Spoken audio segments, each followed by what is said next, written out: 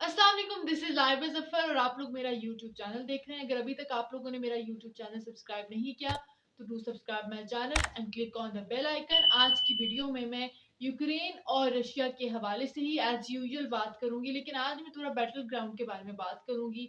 बर्गमाउथ जो कि एक बहुत बड़ा सिटी है यूक्रेन का, और उसको हासिल करने के लिए ये बैटल 6 महीने पहले स्टार्ट हुआ था और रशियन फोर्सेस सर तोड़ कोशिश कर रही थी to take it from Ukraine. President Zelensky बहुत ज्यादा वरिड है और एक स्टेटमेंट भी दी है उन्होंने। Of course, I'm constantly in touch with our commanders. Special attention is paid to the situation in the east, especially in the Donetsk region. In the Bakhmut sector, the situation is constantly becoming more difficult. Well, Ukraine forces इतने confident नजर नहीं आती। Ground realities हमेशा मुख्तलिफ होती हैं। जैसे हमें बाहर से नजर आ रहा होता है वैसा अमूमन नहीं होता। यूक्रेन के एक कमांडर ने भी बताया है कि जो बैकमाउथ में सिचुएशन है वो एक्सट्रीमली टेंस है। इनफैक्ट टेंशंस तो रशिया में भी है।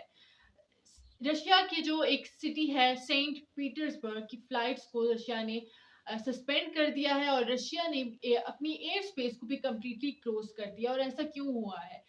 गुज़श्ता रोज रशिया के एयर स्पेस में एक ड्रोन देखा गया था जो कि अनआइडेंटिफाइड ड्रोन है, जिसके बाद से रशिया ने अपनी एयर स्पेस को क्लोज कर दिया था। और रशिया को ये खदशा था कि ये ड्रोन कोई यूक्रेन की तरफ से हो सकता है या कहीं और से भी आ सकता है, और पता नहीं चल सका था कि ये ड्रोन कुछ देर के लिए ही रशिया की फिजा में एयर स्पेस में दिखाई दिया था, लेकिन वो ड्रोन गायब हो गया था, जिसके बाद से रशिया में एक खौफ मुब्तला हो गया था और रशिया ने अपनी जो एयर स्पेस थी उसको बंद कर दिया। मीनवाइल अगर दूसरी साइड देखी जाए जंग की, यानी यूक्रेन की मैं बात करी, यूक्रेन में बहुत ज्यादा विजिटर्स का सिलसिला शुरू हुआ है और गुज़श्ता रोज ही यूएस की ट्रेजरी सेक्रेटरी, जिसको हम वजारत खजाना भी कह सकते हैं, जेनेट येलन ने यूक्रेन का विजिट किया है और फ्रेश एड पैकेज का ऐलान किया है। यूक्रेन के लिए $1.2 मिलियन फ्रेश एड यूक्रेन को दी गई है, जो कि इकोनॉमिक पर्पस के लिए यूएस ने यूक्रेन को दी है।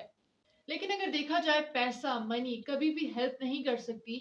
यूक्रेन जिस फेज से गुजर रहा है, यूक्रेन को जो नुकसान हुआ है, और ना ही ये जो पैसा यूएस की तरफ से इकोनॉमिक एड आ रही है वो इस जंग को खत्म कर सकता है। क्योंकि जितनी इकोनॉमिक एड आती रहेगी, लेकिन अगर जब जंग ही नहीं खत्म होगी तो उस इकोनॉमिक एड का क्या फायदा? वो पैसे भी जाया हो जाएंगे, जंग में लग जाएंगे। इसलिए सबसे मेन चीज जो है उस टाइम जंग को खत्म करना जरूरी है, ताकि जो यूक्रेन की इस टाइम सिचुएशन है वो बहाल हो सके। वेल, रशिया ने रूल आउट किया है कि कोई भी प्रोस्पेक्ट रशिया के दरमियान आएगा उसको कॉन्सिक्वेंस फेस करने पड़ेंगे।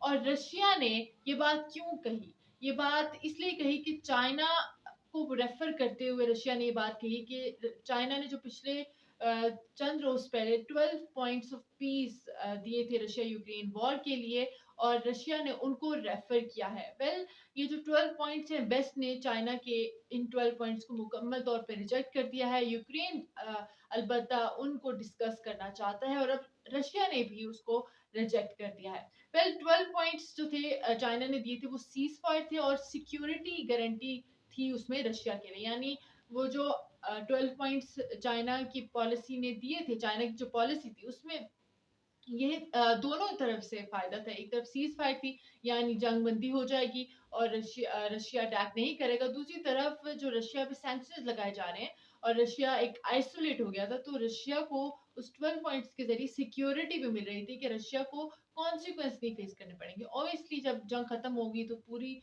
दुनिया दोबारा से एक तरफ से इकट्ठा हो जाएगी और फिर रशिया के अगेंस्ट वो बैशिंग स्टार्ट कर देगी। तो ये 12 पॉइंट्स रशिया के हक में भी थे, लेकिन इस टाइम रशिया नजर नहीं आता कि वो इस चीज में इंटरेस्टेड है। और रशिया ने साफ साफ कह दिया है कि we are not interested in China's 12 points policy। Unprecedented sanctions, we produce sufficient quantities of weaponry and military material to meet the needs of the Belarusian army. This is due to the fact that all we need in terms of military hardware we easily receive from Russia. Well, इस statement में कहा गया है कि Russia और Belarus एक साथ weapons बना सकते हैं, और ये एक बहुत बड़ी स्ट्रॉन्ग स्टेटमेंट है। लेकिन कल रशियन मिलिट्री प्लेन को टारगेट किया गया है बेलारूस में, और ये किसने टारगेट किया था? एंटी गवर्नमेंट ग्रुप्स ने। एक तरफ बेलारूस ये कहता है कि वो रशिया का अलाय है, वहां पर ही एंटी गवर्नमेंट ग्रुप जो है वो रशियन एरोप्लेन्स को, मिलिट्री प्लेन्स को टारगेट कर रहे हैं। अब देखना ये है कि चाइना क्या विलिंगली अलायंस बनाएगा, और ये alliance west anti west alliance बन सकता है अगर चाइना चाहे। लेकिन ऑब्वियसली चाइना ने अब बेलारूस के प्रेसिडेंट को खुद इनवाइट किया, तो ऑब्वियसली चाइना भी विलिंगली चाहता है कि वो इस एंटी वेस्ट अलायंस को कंटिन्यू कर सके जितना हो सके। अब अभी तक तो चाइना की तरफ से कुछ स्टेटमेंट नहीं आई, लेकिन ऑब्वियसली यूएस की तरफ से क्रिटिसिज्म स्टार्ट हो जाता है, और यूएस भी इसको एंटी वेस्ट अलायंस करार दे रहा है। और ऑब्वियसली मैंने लास्ट वीडियो में भी जिक्र किया था कि यूएस प्रोपेगेंडा कर रहा है अपनी इंफॉर्मेशन, नेवल इंफॉर्मेशन मिनिस्ट्री के जरिए, फोर्सेस के जरिए गलत information, misinformation, disinformation फैला रहा है कि चाइना वेपन्स भेज रहा है, जबकि चाइना ने कैटेगोरिकली स्टेटमेंट दे दी है कि वो वेपन्स नहीं भेजना चाहता, और उसी के नतीजे में 12 पॉइंट्स जो कि पीस पॉइंट्स हैं वो शाये किए थे चाइना ने, जिसको वेस्ट ने भी रिजेक्ट कर दिया है और रशिया ने भी। तो इससे तो मुझे ये नजर आता है कि चाइना बिल्कुल भी वेपन्स भेजने के हक में नहीं है।